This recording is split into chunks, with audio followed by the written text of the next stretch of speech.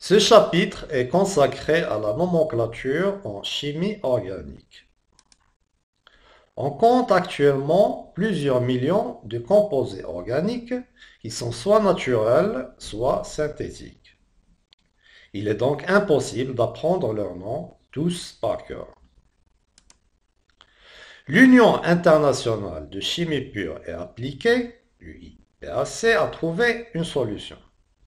Elle a créé un système international pour nommer les molécules organiques. Comment ça marche?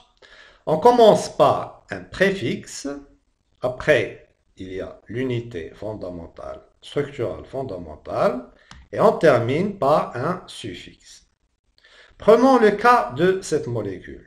Cette molécule, elle a un atome de chlore en position 2. Donc on écrit 2 chloro.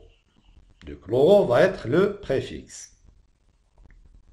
Après, il y a la chaîne principale qui est constituée de 4 carbones, donc c'est un but. Donc l'unité structurale fondamentale va être but.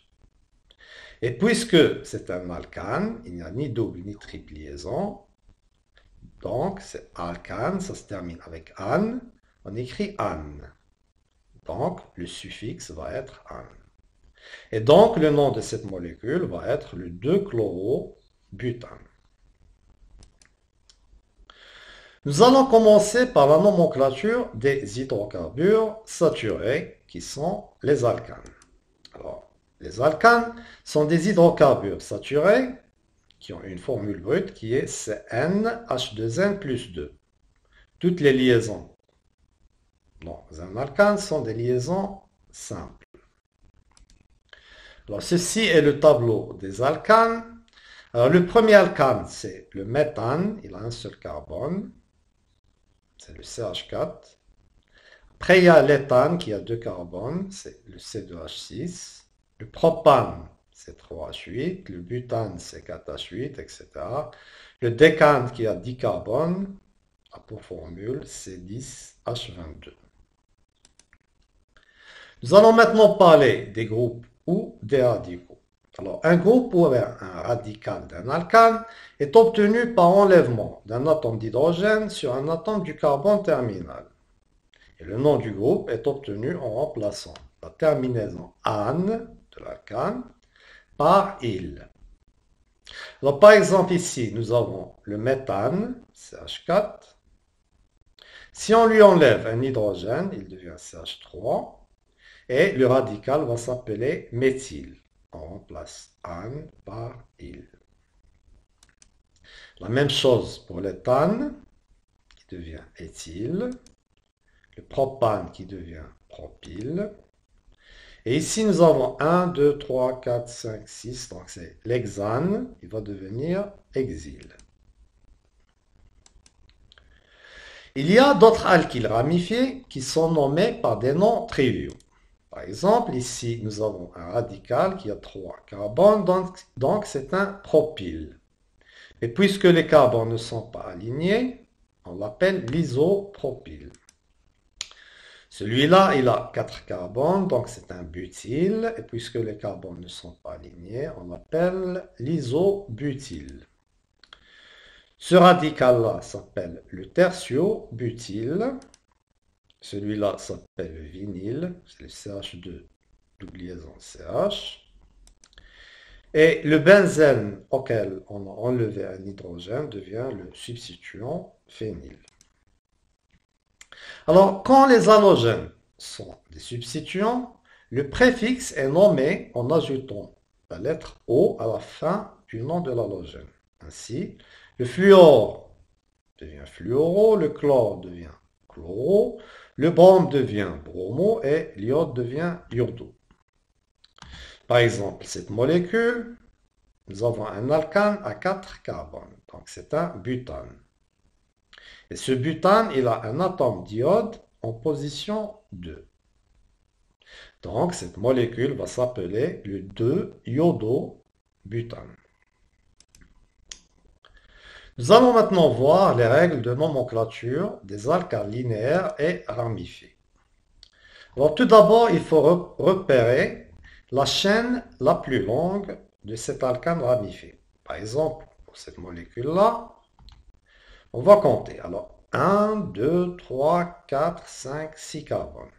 On va voir s'il y a plus. 1, 2, 3, 4, 5, 6, 7, 8, 9 carbones. Donc, la chaîne la plus longue, c'est cette chaîne-là. Et cette chaîne-là, elle a 9 carbones. Donc, c'est un nonane. La deuxième chose, c'est de repérer tous les substituants qui sont attachés à cette chaîne principale. Alors nous avons ce méthyle qui est attaché à ce carbone-là. Et nous avons cet éthyle, substituant éthyle, qui est attaché à ce carbone-là. Après, on va numéroter les carbones de la chaîne principale en commençant par l'extrémité la plus proche d'un substituant.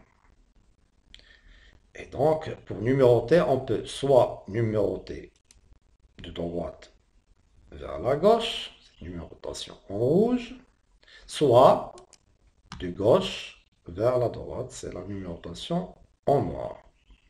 Alors, si on numérote de gauche vers la droite, on va avoir le méthyle, le CH3 en position sur le carbone 3, et l'éthyle, substituant éthyle, sur le carbone 6. Donc on écrit 3 et 6, 36.